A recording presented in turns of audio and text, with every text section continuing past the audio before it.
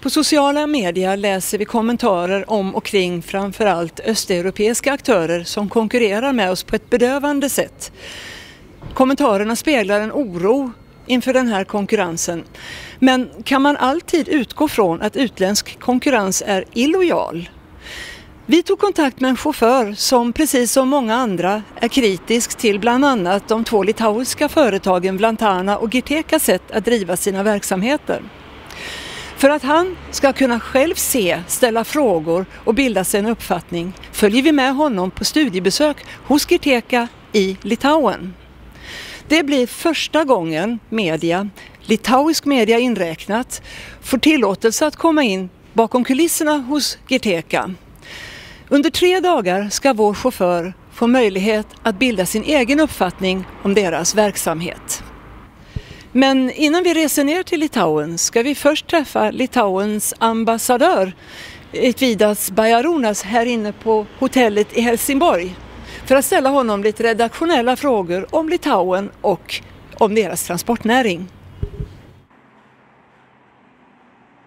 I am the ambassador of Lithuania to Sweden, Eitvydas Bajarunas.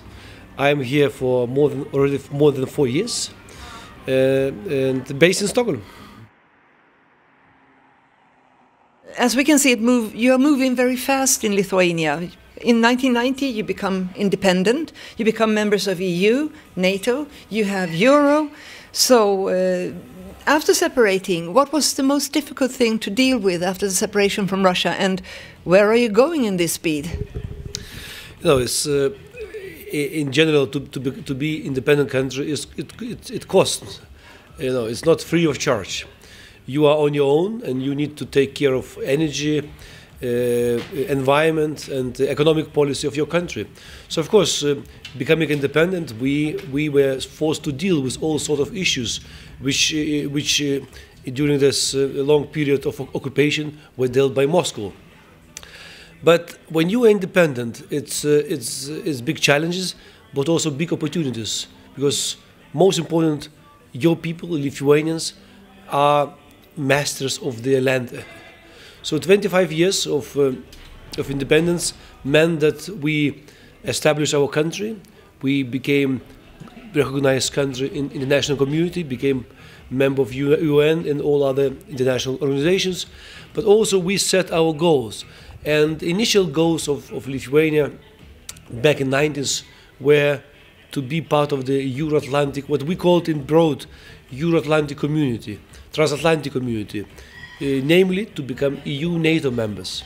So that was the goal in 90s, where we together with other Central Eastern European countries were struggling to become NATO members.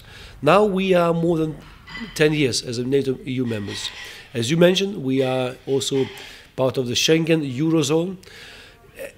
That also makes Lithuania as a country to think what next. You know, it's all other strategic goals are already met. We have reached what we have decided. Now, of course, is the second part of the story. We want Lithuanians to live like Sweden. It's probably a long-term goal, but this is the vision. If you look at the Lithuanian transport industry today compared to, let's say, 10 years ago, what has happened there? In total, transport creates 30% of the Lithuanian GDP, which is probably quite a high number, even if you compare with average 5% of European. And the land transport composed of this 6%, of this 13%, 6%, which also enormously high percentage for any EU country. The land transport development of land transport had some logic. One of the logic is because of the Lithuanian roads were comparatively much higher standard. The second reason was that of this land transport component was really geographical location of Lithuania. If you see Lithuania, we stand just on the crossroad of east-west trade.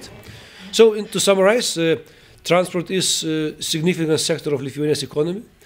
It attracts attention of the government and diplomacy as us embassy. That's something we are also very interested in is in what ways do the political establishment support the land transport industry, the trucking industry in specific? We need to make sure that Lithuanians play along the EU standards, but also that there are no restrictions in other countries for Lithuanians. So this is what I see the role of the government. To us it seems that some East European countries have truck companies building their whole business idea on driving cabotage transports in the rest of Europe. And if they couldn't do that, many of them wouldn't survive as companies. What is your opinion about companies building their actual business idea on just that part? No, I mentioned our companies, Lithuanian companies, will not survive if they will not play along the EU laws and laws of the government transport system in the respective countries where they operate. So I'm pretty sure that if you are the company, responsible company, if you are company with a long-term plans, as we see Girteka, Vlantana, other big Lithuanian transport players, you need to play alongside of the regulations. First of all. Secondly, you need to pay attention to the environment standards and to the social standards. I mean, the payment, the salaries. So I know that there are many myths around Eastern European truck drivers, and because of the competition, there are even really nervousness created around, which is probably you can easily explain because this is something new. If I may ask you, what in the Lithuanian transport industry, when it comes to trucks, do you believe Swedish hauliers should pay special attention to and maybe fear a little? Coming to Sweden, me as ambassador, nearly now 4 years ago, I thought that knowledge about each other is much more profound, which eventually I found that actually there is still need to take quite significant steps in both directions to present ourselves. The Swedish government and institutions and business should understand more competition is more higher standard in service and lower prices. Do you feel that the Lithuanian truck industry has got a closer cooperation with their politicians compared to how it is here in Sweden? No, I would not have any sort of facts to underline this this equation. I mean, of course, I mentioned that we as a country we pay significant attention to the sector because it's a big sector of Lithuanian economy. I see your point. This business together with the government. But if you ask truck companies, they would probably say that we lack of Lithuania's government's attention. One question which is a bit kind of inevitable to ask is due to the long time you spent together with Russia, and that is corruption. How are you fighting it, and do you think you're going anywhere with it? This is a very pertinent question. Corruption was and still is an important aspect of the government policy. It's important for the future of the country. If we want to be part of the Nordic-Baltic EU family, we really need to come along with a much higher anti-corruption standards. Secondly, if we want to attract business, business will not go to the country which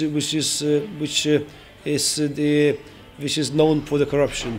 In Sweden presently we are experiencing a parking problem with trucks, and the one and only company sticking out is Vlantana.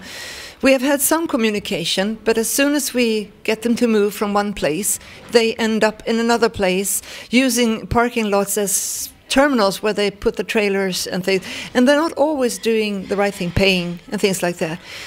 As we cannot communicate with them, could we please ask you to take contact, because they are actually pulling down the reputation of Lithuania the way they are. Indeed, this is what probably I will start from this reputation aspect. We as the embassy and the government, we definitely pay a lot of attention to Lithuania's image here.